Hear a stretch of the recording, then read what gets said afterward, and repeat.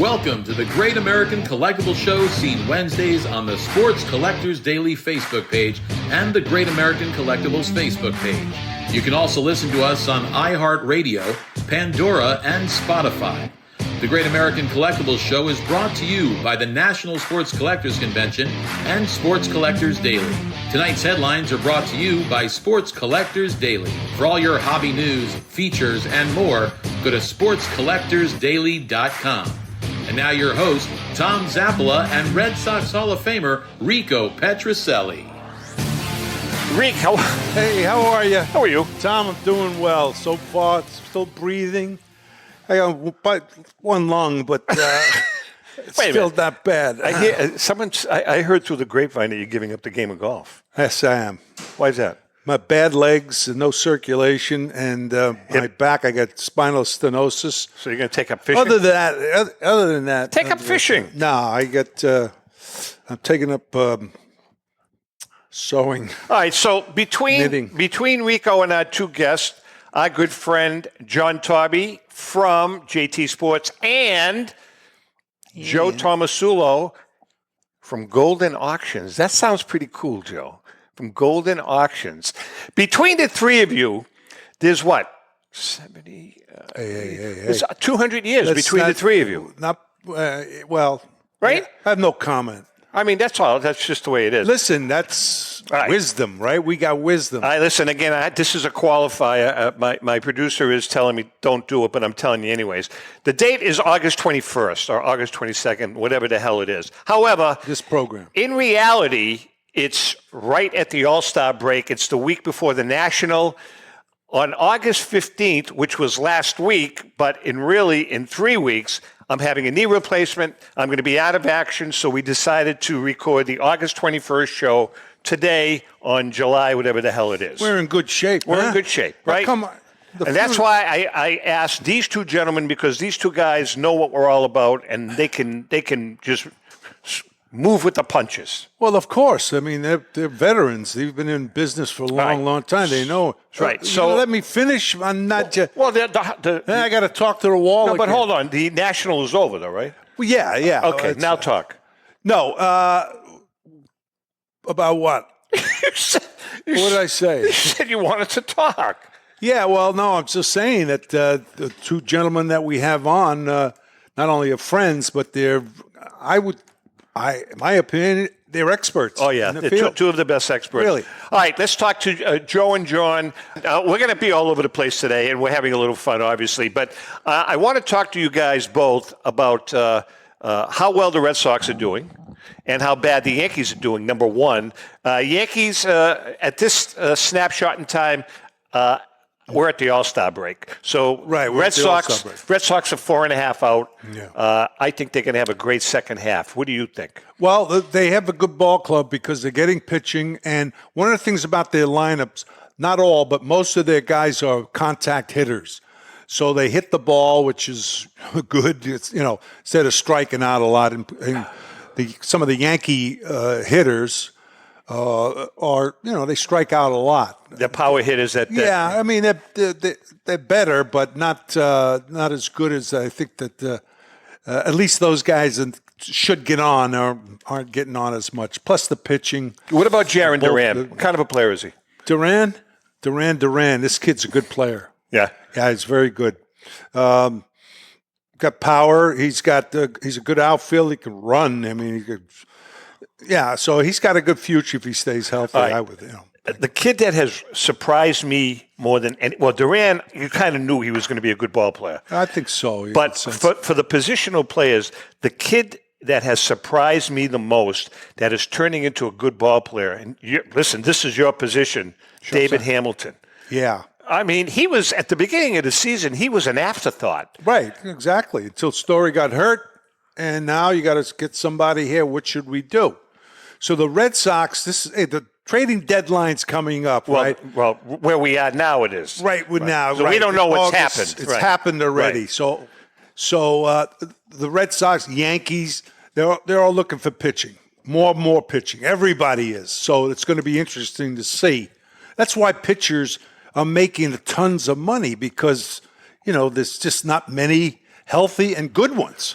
So I've got a question for Rico. When you guys used to crack a bat, like you snap a bat, it would break. So what would they do? Just throw it on the dumpster? Well, I never broke a bat. Yeah, I know you did. No, we did. They did give it. And you know what they did? Now I remember. They would put it in the bat room. They had, where they put the bats in these, and they would put those bats there. After that, I don't know. I don't know where they went. Could have gone to the Bat Boys. Somebody else took them or what? And John, today that's all pretty much monitored, right? If there's a broken bat, they don't just toss it, right? A few years ago, Steiner, they were all earmarked for different concerns that the ball clubs have contracts with. Many of the clubs also have team stores now. So the cracked bats go right upstairs. Interesting. Yeah. Hey, Joe, you guys have a big summer auction. When is it? Sometime this month? When does it start? Or September, October? When does it start? Well, Goldin has a lot of auctions, Tom. Right. They got Goldin Elite, Goldin 100. They got weekly auctions. But as far as what I was brought in to do, Goldin Vintage. Yeah. First vintage auction will take place in the September-October range. Can you throw some tidbits at us? Oh, I can get. So we do have a Babe Ruth PSA 9 game used bat. I don't know much about it, and I don't know if it'll wind up in Goldin 100 or the vintage auction. But as far as some cards that I've gathered so far, well, we got an amazing Honus Wagner card. It's called the Henry Recchius Cigar Trade Card. It was issued most likely in the late 19th century, could have been early 20th century. The date is the exact date's a conundrum. There's only two known. The other one is in the Hall of Fame. Oh, wow. So this is the only one available.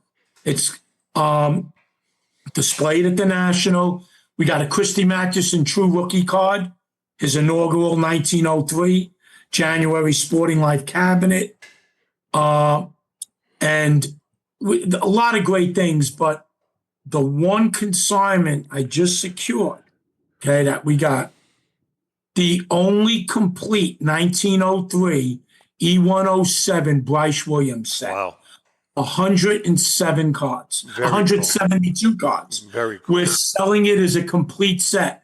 Wow. The provenance is great because most of the cards came from iconic collectors Bill Haber and Keith Olbermann. Wow. And we actually have paperwork documenting that, and all variations by 26 or 27 Hall of Famers, including Wagner, Matheson, Ed Delahanty, Eddie Plank. It's incredible. John, do you ever secure a bat, like buy a bat from a consignor or buy a bat, and you submit it personally into an auction? Do you do that often, or do you never do that? Occasionally, yes. If I buy something and I see an opportunity where, I think it's going to be appealing, to a number of collectors, yes. Rather than, I don't like to get on the phone and, put the gun to somebody's head, I'm giving you, right of first refusal. Here's the bat. We have other people interested. I let the auctioneers do that when they talk to the people on the phones. Hey, guys, excuse me. Have you heard of a book called Glory of Their Times? Sure. Yes. Oh, you have? Lawrence Ritter. Yeah, it's great. I'm reading it now. I've had it for a long time. But Ed Delahanty, now I know why the Wagner cards are so expensive. And he went on to talk about players of those days. He said the greatest player he's ever seen in all areas, hitting, fielding. I mean, he's played how many positions? Honus Wagner's the greatest player he's ever seen. Not only him, but the other guys in this book. This is a great book. There's a Rico. You know who also said that? Who? John McGraw. Yes, he did. McGraw, to his dying day, insisted Wagner was the greatest player in baseball history. You know, you can go online, and I think it's, correct me if I'm wrong, Joe, you may know this. There's recordings of Lawrence Ritter interviewing some of those guys. Oh, is that right? Yeah. Oh, that's a great. I love stuff like that. Interviewing some of those guys. Great. I mean, they're really, really cool stuff. But Glory that's a of great their book. That's a times. great book. Great book. I read that book years ago. And Tom, that's why that Reckius card is amazing. It literally transcends time to Wagner's MLB origin. He's portrayed in a Louisville Colonel uniform. Wow. Wagner came up in 1897. He played with the Patterson minor league club. Yeah. And he played half a year in 97. And he became a Louisville icon. Like, he was batting between 325 and 350 in 1898, 99. And then he went over to the Steel City. So this I'm really looking forward to seeing what this card, it's going to be interesting. can fetch. Joe, John, we have about a minute and a half left to this segment. Wagner bats, few and far between, obviously. Great value? Tremendous value. They are few and far between. In the last couple of years, you've seen a couple of, outstanding bats, run at auction, photo matched example. We're going to have a sample, an example rather, at our booth, at the National. John, one of my close friends owns one of the, if not the most amazing Wagner bat. You gave it a 10. It's a PSA 10. And it's the bat attributed, I think, to the Louisville company when they first came out with Wagner's bat. Jeez. It's circa 1910. That's the Lucky Special. That's funny. The Lucky, and it's funny about Wagner, and it's also a picture, from the era. Wagner was a player who used not only, the bat manufacturers of the day were, Spalding, Louisville Slugger was really just coming into their own. When they signed Wagner, he was the first endorsed player in 1905. Interesting. We are chatting with John Taube of JT Sports and Joe Tomasulo of Goldin Auctions. We're going to take a quick break. We come back. I want to talk about, again, this is the all-star break for us. It's not August 21st. I want to talk about a pitcher that, Rico, for some reason, you're on the fence about, and his name is Paul Skenes. Hang in there. We'll be right back. Since 1996, Brian Drent and the staff at Denver's Mile High Card Company have led the charge in the collectibles hobby. Mile High is a full-service dealer specializing in buying and selling cards and offers a competitive consignment program for all collectors. Whether it be their computerized want list service, appraisals, or auction services, Mile High has it all. If you've been searching for a company with a selection of high-grade vintage 1888 to 1970 baseball cards and memorabilia that shares your passion, aim high, Mile High. Go to milehighcardco.com or call 303-840-2784 for more information. Hi, this is Dan from Memory Lane Auctions, here to remind you that the renowned Memory Lane Collectibles Company has served as a beacon of light to the collecting community for the past several decades. Indeed, folks, it has been our utmost privilege and pleasure to provide the most enthusiastic collectors with an abundance of the finest sports cards and memorabilia for America's most coveted sports personalities via our world-class auctions. Whether you choose either a private sale transaction or the auction route, Memory Lane cordially invites you to reach out to us to maximize the value of your prized possessions. Also, it is not just sales that we pride ourselves on being the best of the rest, because if you are seeking a particular keepsake for your esteemed gathering, we will be relentless in our quest to find that special piece to fulfill your collecting dreams. So no time to wait. Reach out to us today for the purposes of capitalizing on our unparalleled marketing capabilities. Simply pick up the phone and dial 877-606-5263. That's 877-606-LANE, or find us on the World Wide Web at www.memorylaneinc.com. Now is the time for your valued consignment to ultimately become another one of Memory Lane's record-setting prices. This is Brian Drent, president of Mile High Card Company. Is your sports card and memorabilia collection properly insured? For easily replaced personal property, homeowners insurance is all most people need. But for prized possessions that you may have spent a lifetime collecting, it doesn't go nearly far enough. Collectables Insurance Services has been insuring for over 50 years. They offer a full range of protection and a $0 deductible at an affordable rate with no appraisals required. I know because they insure my collection. If you have a minute, go to collectinsure.com and learn more about insuring your personal card or memorabilia collection. How would you like to own the bat that was used by your favorite player when he hit that towering home run or game-winning base hit? Now look no further than JT Sports, specializing in the sale and authentication of professional game-used bats. As the official authenticators of professional model game-used bats for PSA DNA, JT Sports will guarantee the authenticity of any bat purchased from them. JT Sports also buys and sells game-worn uniforms, gloves, and baseball equipment. The unique quality of the collectible is what JT Sports is all about. Give them a call at 609-487-8003 or check them out at GameUseBats.com. Okay, we are back chatting with John Taube from GT Sports and Joe Tomasulo from Goldin Auction. Both Yankee fans, by the way. Both Yankee fans, and listen, they're good guys. I don't leave them alone. No, they're not wise-ass Yankee fans. I know, you're right. Some guy, not, All right, before we get into talking about this pitcher, it is time for our Gax Blast from the Past. Oh, wow. Brought to you each week by our good friend, Paul Borges and PB Collectibles, your neighborhood card shop. Yes. Go to pbcollectibles.com to find that special card or a piece of memorabilia. Today's piece is a very simple piece. Well, a very simple piece. It's a non-exciting piece, except it's kind of a very historic piece. I call it a routine catch worth a ton. And this is the last at-bat of one Mickey Mantle.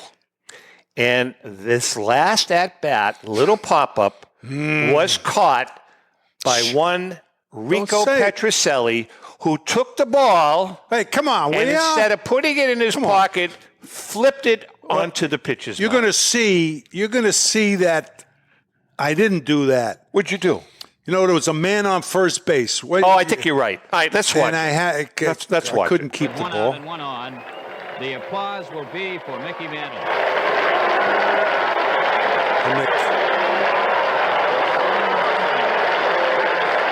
You know what I can't believe? Look at how hard it is for him to swing. He can hardly walk. Watch the swings. Give him a good hand. Of course, like Jeter. See? He's almost swinging like an old man. Yeah, he has legs. Mantle at 237, 18 homers, 54 runs batted in, left-handed at 247. And today he'd be making $15 million. Say somebody's on. Lawn Boy gave up Mantle's 236th home run last weekend in New York. And they had an ovation that lasted about 5 minutes. Clark back again. He made a mistake. That was 500. Right. Jim said he thought it was wonderful that the fans cheered Mickey the way they did, but he wasn't very happy about the situation, needless to say. 1-1. Good big Jim. Yeah. Hey, he could throw. That was your man. Yeah, but...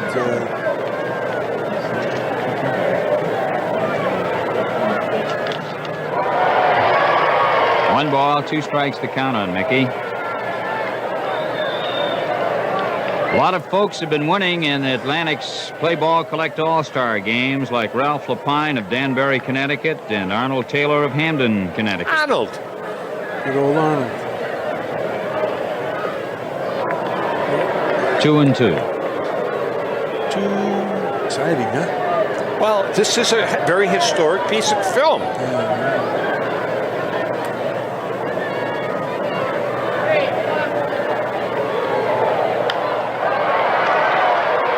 Rico backing up. Makes the catch. All right, so Mantle pops to the shortstop. okay, so And there there was were 2 men out. There were 2 now men as out. Roy White comes Okay. to the plate. All right, so when you caught the pop up, the ball was still there were 2 men out. Yeah, I threw it to second baseman and went back to the pitcher. Now, Joe, had everybody known, had Rico known that was the last at bat and the last ball ever hit by Mickey Mantle, what would the value of that ball be today? Oh. $500,000 to $1 million? The last ball? You okay? Smelling I salts. Let me smelling salts, will you? I mean, the last baseball that ever made contact with Mantle's bat? Right. Wow. Got a pain. You know, All right, so John, I'm going to ask you this question. What about the bat itself? Last at bat, last one, what kind of value on the bat? Same, 500 to that would be. So million. if you were smart, you would have caught the ball, run off the field, got in your car, and gone home. Who knew? Right? We didn't know. We didn't know until the next spring All right, training that he was let me, retiring. Okay, now let me ask you this question. Certainly. There's 2 outs. You know, There's you've one seen, out. You've 1 out. You've seen into the future. Oh, You've seen into the future. Now, hold on. You catch the pop-up. Yeah. And you know that is the last ball. What would you have done? If I was smart, I would have put it in my pocket. But then there's only 2 outs. So they're not getting it. Are you kidding me? No way. Rico, actually, I would have put it in my pocket and I would have given it to Mantle. Yeah. I would have given Mickey the Not ball. me, boy. I wouldn't. No, because at that time, who knew? I mean, who knew what something like that could be possibly worth? Right. I would have given Mickey the ball since that was the last ball he ever had. Yeah, I gave Lonborg the ball after the Another one you blew. Another one. That's the second one. He gives But no, it was a different time. Different times. We didn't know.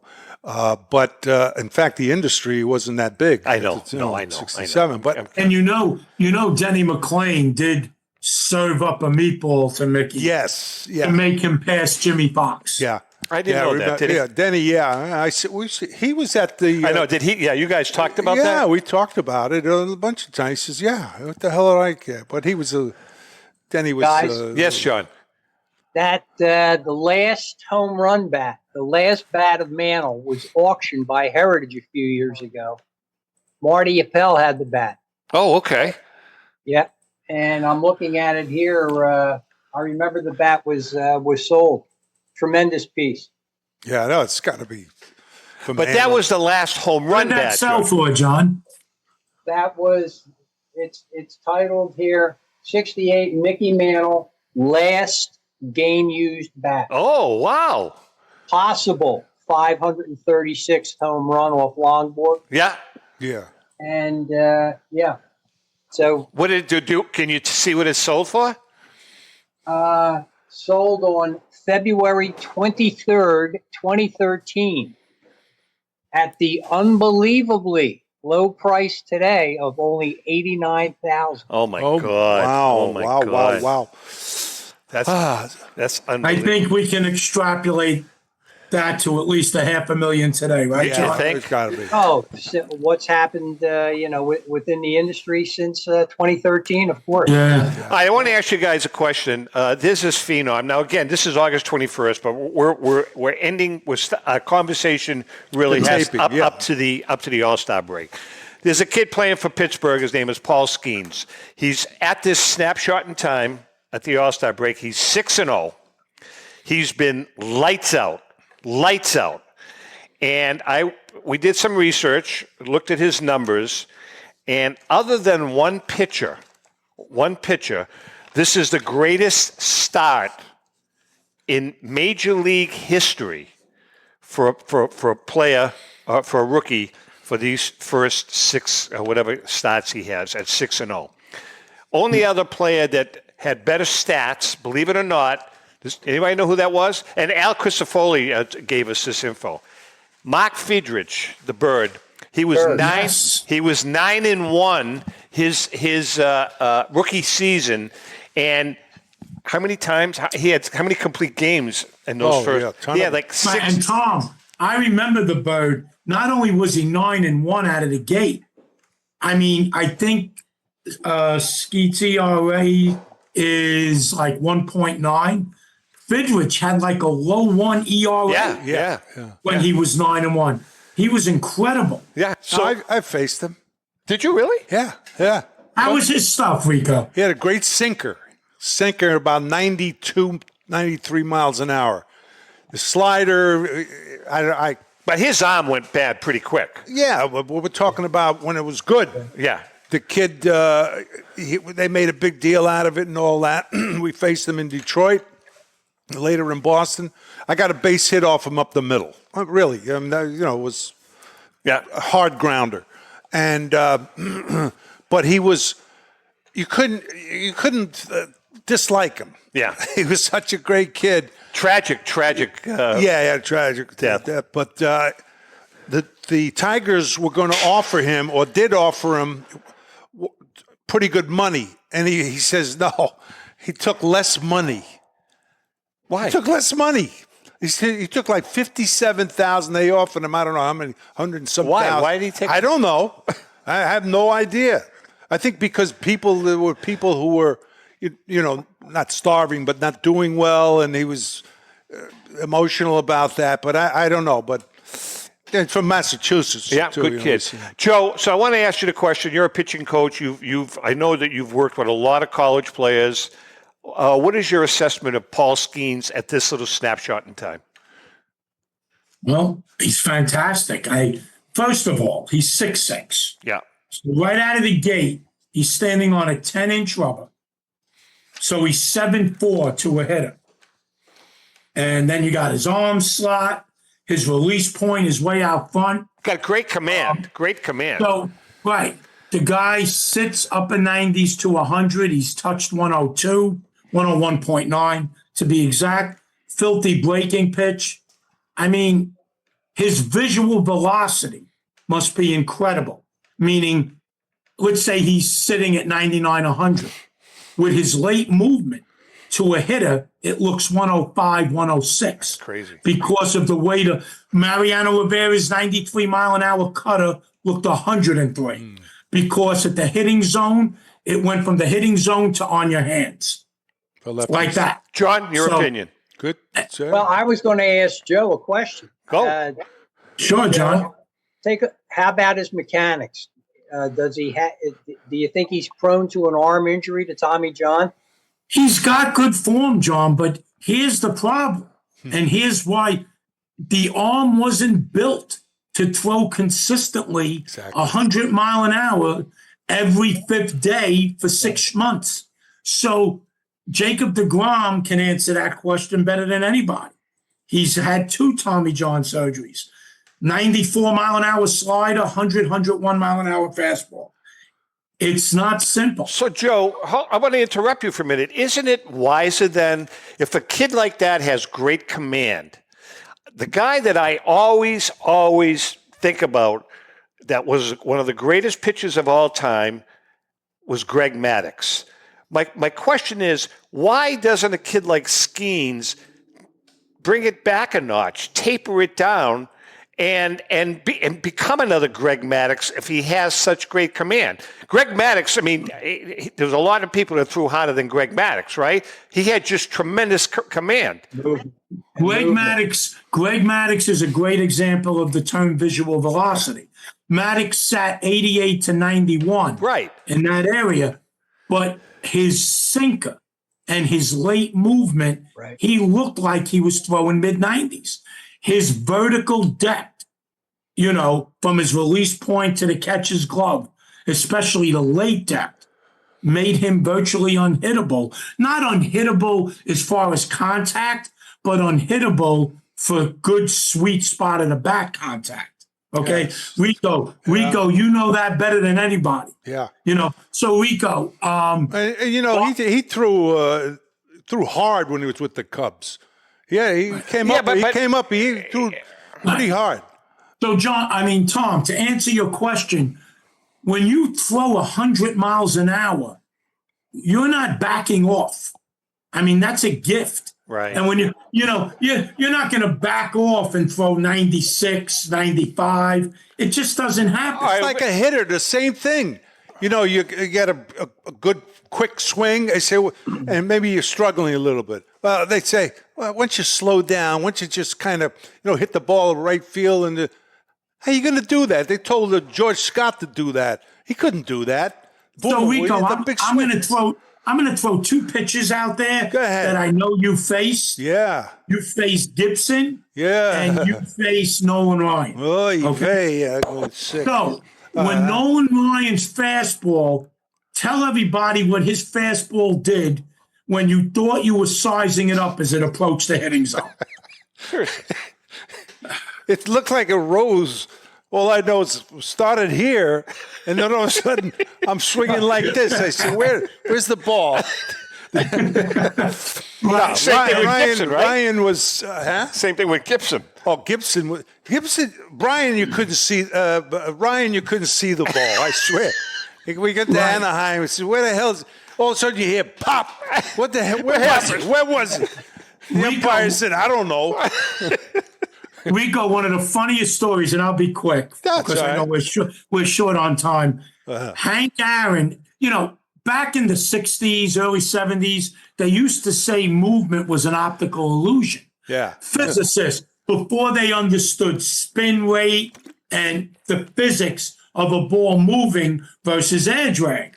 And Hank Aaron was approached and was asked about Sandy Koufax, hitting his fastballs, his curveball. Yeah. And they said, well, this doctor, whatever, says it's an optical illusion, just in general. Yeah. And he goes, did you ever stand in the batter's box and try and hit Sandy Koufax's curveball? Just blurted out. Optical illusion, my bleep and bleep. Right. Rico, I want to ask you a question. Was there a pitcher that you faced that was phenomenal, that just a great pitcher that didn't have that 100-mile-an-hour fastball but had tremendous command? Can you pick out one? Well, I mean, Palmer. Okay. Palmer threw, he threw hard, and then he got hurt, and then But Palmer, he had that type of fastball where it would just seem to rise. What about Frank Tanana? Tanana, before he got hurt, he's right up there, pretty close, but not as high as Ryan. How about Juan Marichal? Marichal, you know what? Marichal didn't throw real hard, but he had a big kick. Big kick, and he threw like Louis Tion, all different type curves. How many different arm angles? Yeah, different arm angles, and he had great control. Rico, one other question. Holy jeez. Go ahead, I need a nap. Did you ever get drilled by Gibson? No, I couldn't because I was out of the batter's box. I told you the story about the World Series, right? I get up there fourth time. This is classic. Yeah, my father's in the stands, and he didn't know anything about baseball. My friend was teasing him.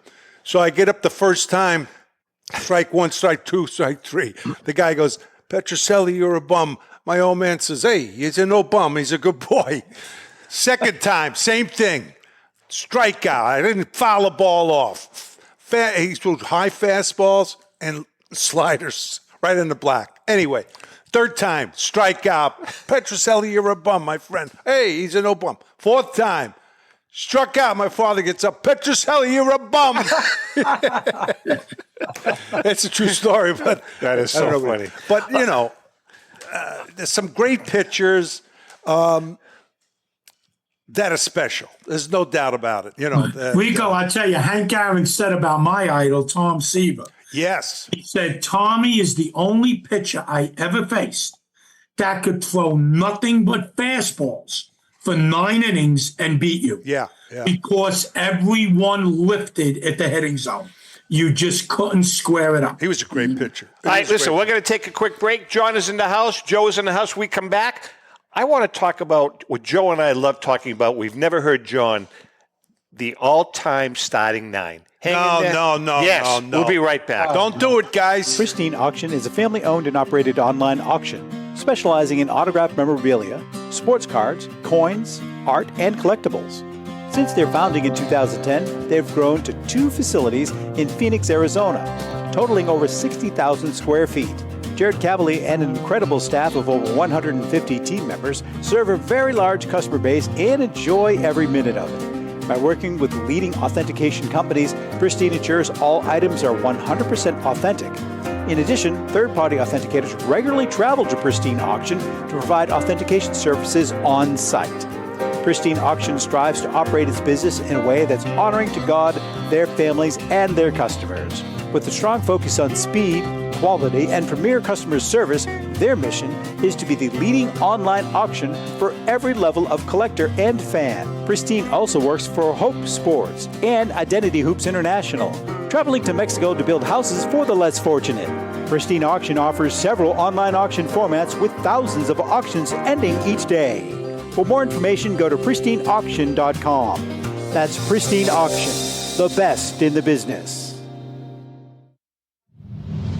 If you're a discerning collector interested in owning the most important pieces in the hobby, look no further than Leland's Auctions. The original sports auction and appraisal house, Leland's was established in 1985 by legendary Pioneer founder Joshua Leland Evans. And today, President Mike Hefner carries on their tradition. From the Tom Brady card and memorabilia collection to the famed Boston Garden auction to high-end card auctions from every major sport, Leland's has always maintained the highest standards. Go to Lelands.com and get your bid in. That's Leland's, the hobby's leading sports auction house for 4 decades. It's often been said that championships are won on the practice field, and world records come only to those willing to work harder than everybody else. Heritage Auctions is the world's largest collectibles auctioneer because we believe that becoming the best is only an invitation to the challenge of remaining the best. This requires the skills of the hobby's top experts, capable of identifying and maximizing value for our consigners. It requires the most visited website in the industry, courting a global audience of collectors over 1.5 million strong. It requires a dedicated press department that expands our global reach far beyond the entrenched hobby marketplace. It's hard work, but a simple premise. Present the finest collectibles to the largest population of potential buyers, and world records will come. We invite all listeners to put the unmatched power of Heritage Auctions to work for you. Auction evaluations are always free, and our commission-based fee structure ensures that our interests are always aligned. The highest possible price for your collectibles. There will always be new world records to chase, so let's chase them together. Visit our website at ha.com and request your no-obligation review today. Hi, this is Dan from Memory Lane Auctions, here to remind you that the renowned Memory Lane Collectibles Company has served as a beacon of light to the collecting community for the past several decades. Indeed, folks, it has been our utmost privilege and pleasure to provide the most enthusiastic collectors with an abundance of the finest sports cards and memorabilia for America's most coveted sports personalities via our world-class auctions. Whether you choose either a private sale transaction or the auction route, Memory Lane cordially invites you to reach out to us to maximize the value of your prized possessions. Also, it is not just sales that we pride ourselves on being the best of the rest, because if you are seeking a particular keepsake for your esteemed gathering, we will be relentless in our quest to find that special piece to fulfill your collecting dreams. So no time to wait. Reach out to us today for the purposes of capitalizing on our unparalleled marketing capabilities. Simply pick up the phone and dial 877-606-5263. That's 877-606-LANE, or find us on the World Wide Web at www.memorylaneinc.com. Now is the time for your valued consignment to ultimately become another one of Memory Lane's record-setting prices. Hey, I'm Mike Petrocelli. If your company is looking for the best in marketing and promotional items, you'll hit a home run with Petrocelli Marketing. With over 8,000 suppliers and 650,000 imprint-ready items, we can get your company the visibility it needs to get your maximum exposure. Whether it be office promotions, wearables, automotive, sports items, and everything in between, Petrocelli Marketing can do it all. Our design staff will even work with you from concept to delivery and customize your products. At Petrocelli Marketing Group, we will get your brand in front of your audience. Contact us at info@petrocellimkt.com or call us at 603-880-3202. That's Petrocelli Marketing, where no dream is impossible. Well, go to Petrocelli Marketing. Go to Petrocelli Marketing. How about some pens? Yeah, I'll get you them next week. Petrocelli Marketing, my oldest son took over the business, and he's done a great job, but he needs some. His father needs some money. No, but give him a call, petrocellimarketing.com. I'm sorry, guys. I have a Rico Petrocelli signed rookie card. John, are we putting you to sleep? Man, you are ugly. What the hell kind of a sideburn is that? Well, we tried to grow a mustache. Took me 2 months. Go ahead. So what? Petrocelli Marketing? Oh, Petrocelli Marketing. Yeah, go to the kid, will you? It's some stuff. All right, listen. I'm big. Joe and I talk about this all the time. We've never gotten Taube's take on this. Okay. All-time, Joe, you're first. All-time greatest first baseman. Joe. Oh, I thought you were asking John. I'm going to ask him next. Too. Oh, Lou Gehrig. John. Gary. Rico. All-time first? Yeah. Yeah, I'll go with Garrick. I go with Garrick. Second base, Joe. Hornsby. Too great of a hitter. John. Wow. I was going to say Joe Morgan. Ooh, okay. Rico. I'll say Joe Morgan too, but I'm missing somebody. I like what's his name was with Pittsburgh. Wagner. No, well, certainly. No, Wagner was a shortstop. Well, he played different positions. No, Wagner, third, short. You're going to go with Joe Morgan? Huh? You're going with Morgan? Yeah, I'll go with Morgan. I'm going with Hornsby. And my second behind Hornsby would be Eddie Collins, but I'm going to go with Hornsby. Shortstop, Joe. Wagner with an honorable mention to A-Rod. Pre-steroids and pre-going to third base, A-Rod may be the greatest athletic shortstop ever from a five-tool perspective. I'm sorry, he's off See, the you're list. talking hitting. He's off the you list. think in terms of hitting when we talk Didn't about I say pre-steroids? I don't care. That doesn't Yeah, count. no, I'm not disagreeing with you, but I'm just saying, John. Anyway, yeah, go ahead. Who's your all-time shortstop? Wagner. Got to go with Wagner. Rico. Well, see, with me, I never saw these. These guys saw the. No, I'm going to go with Eddie Brasut. No, Ripken. Oh, okay. I'm going to go with Wagner. Third base. Who's your third baseman? This should be an easy one. Joe. It's Schmidt with an honorable mention to George Brett. Oh, you forgot one guy. Come on. Wait till we get to you. Oh, sorry. JT. Schmidt with an honorable mention to Brooks. Brooksy. Who do you Brooks say? Robinson. Brooks with an honorable mention to Schmitty. Don't forget, I played against my whole career just about against, so I saw him a lot. I know Schmidt is great player, but the plays that, anyway, but Schmidt was Brooks- a better hitter. I mean, a power hitter.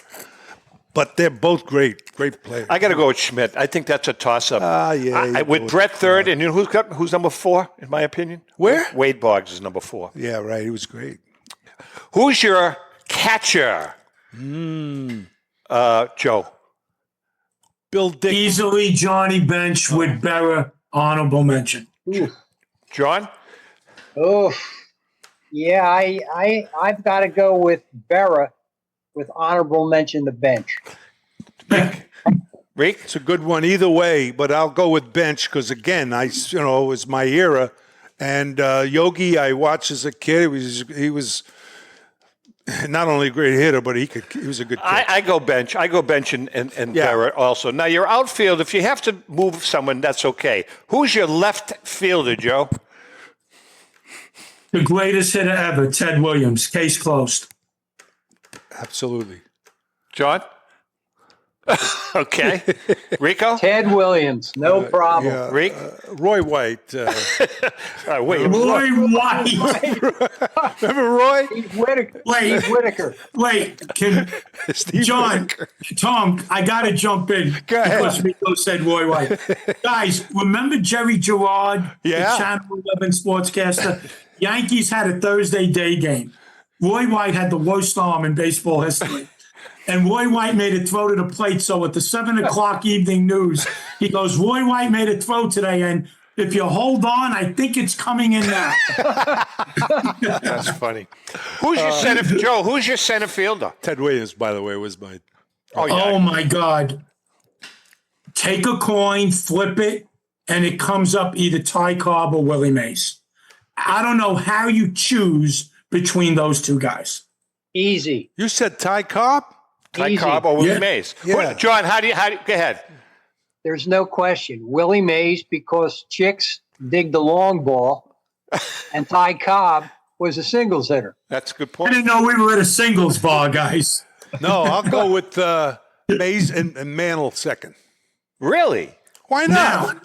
Mantle was a good before I hurt his leg. Oh, yeah. All right, Rico, and- do you want to see me drive Tom nuts? Yes. Peak is nuts. value. I'm going to give it center field peak value. DiMaggio, please. DiMaggio. Peak value. Oh my God, I'm wow. talking a 10-year period. Yeah. Joe DiMaggio, to me, was the best center fielder ever. How about Dominic, his brother? I'm Yeah. talking about defense. He was.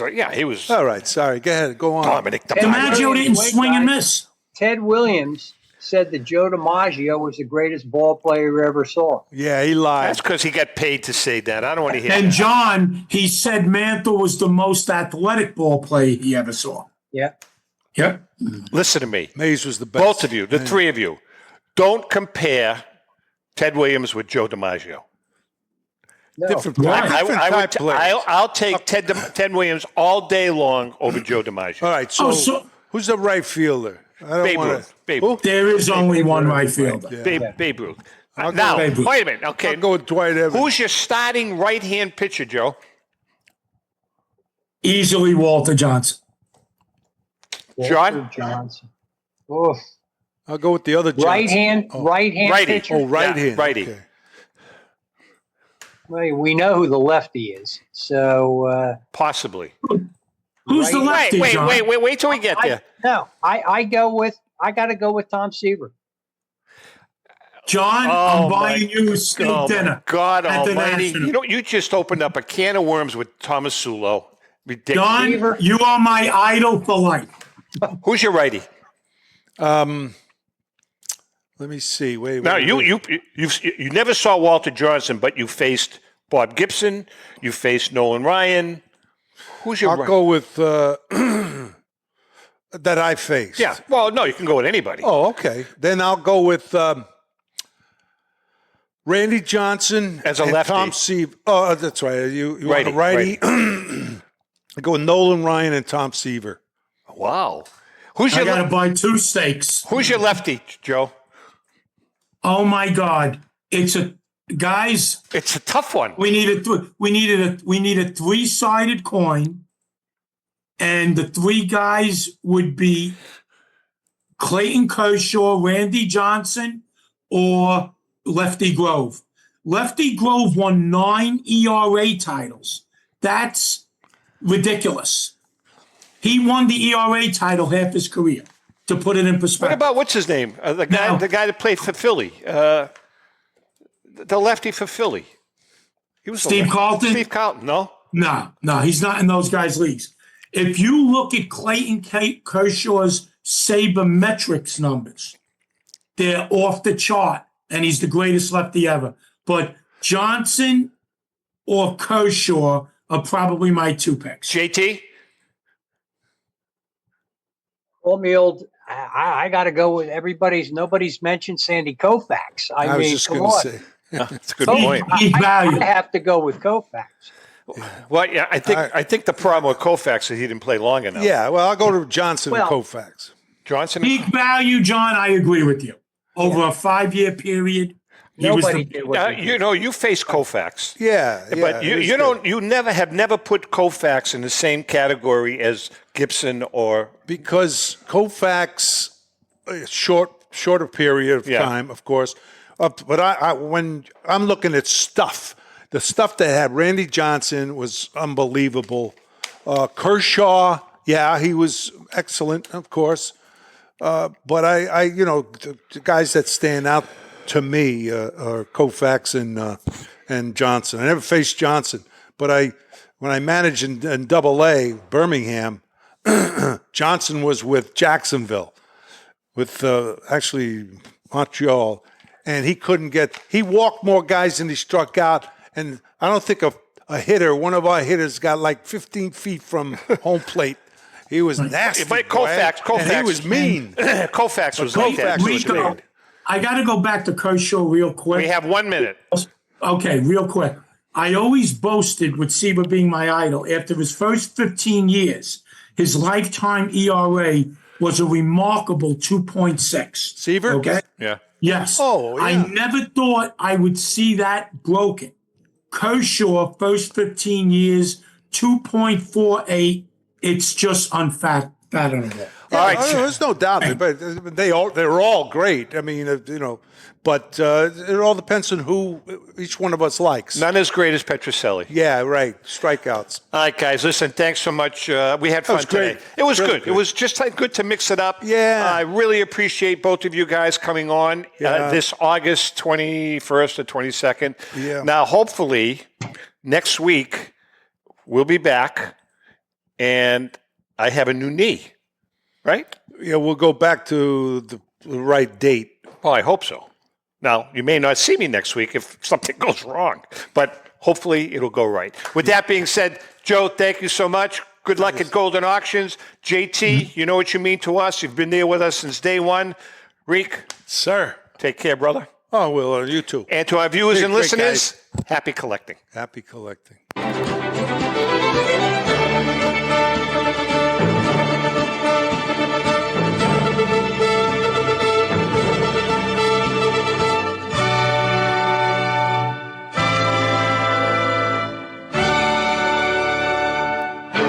The views and opinions expressed by the hosts, guests, or callers of this program do not necessarily reflect the opinions of the Studio 21 Podcast Cafe, the United Podcast Network, its partners, or affiliates.